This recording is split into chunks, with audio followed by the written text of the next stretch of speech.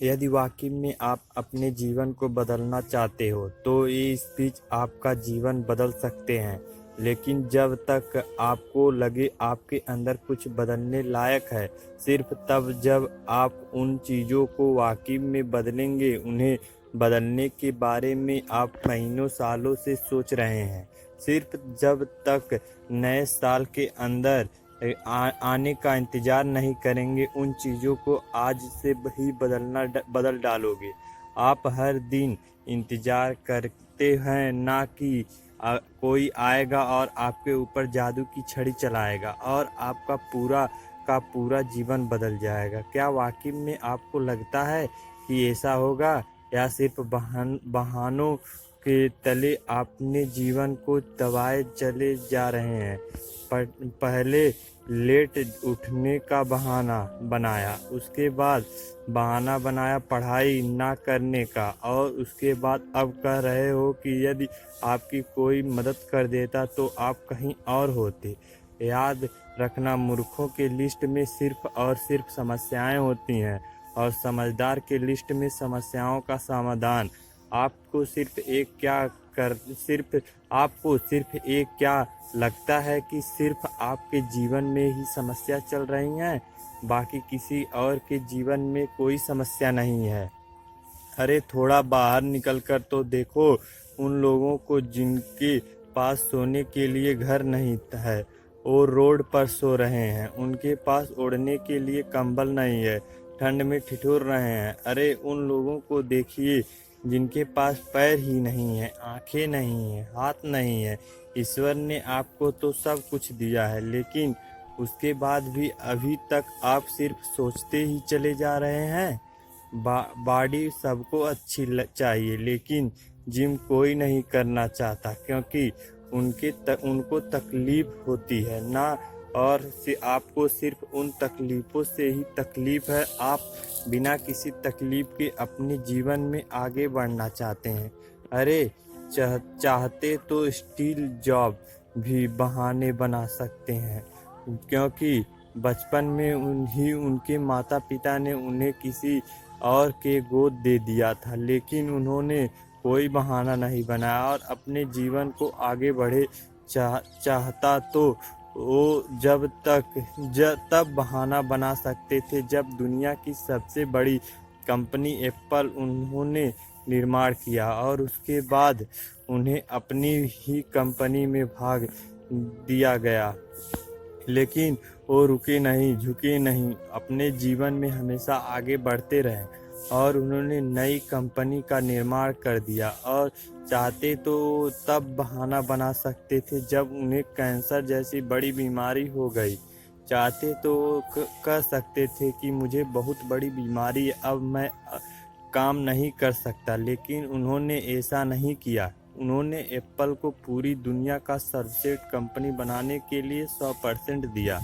मुसीबतें हर इंसान के जीवन में आती हैं, लेकिन जीतना वो नहीं है जो मुसीबतों को देखकर बैठ जाता है। जीतना वो है जो उन मुसीबतों का, उन समस्याओं का हल निकालता है और अपने जीवन में हमेशा आगे बढ़ता है।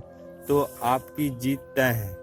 आप अपने आप से पूछिए कि आप मुसीबतों के सामने डट कर खड़े रहना चाहते हैं, या फिर हार मानकर बैठ जाना चाहते हैं। हार कर बैठ जाने वालों का ये दुनिया कभी सम्मान नहीं करती। वो कभी भी दुनिया में जीतते नहीं हैं, वो कभी भी दुनिया में आगे नहीं बढ़ नहीं पाते। याद रखना, सिर्फ अकेले रेस में दौड़कर जीतने से अच्छा है और कि 110 लोगों के साथ दौड़े और हार जाएं।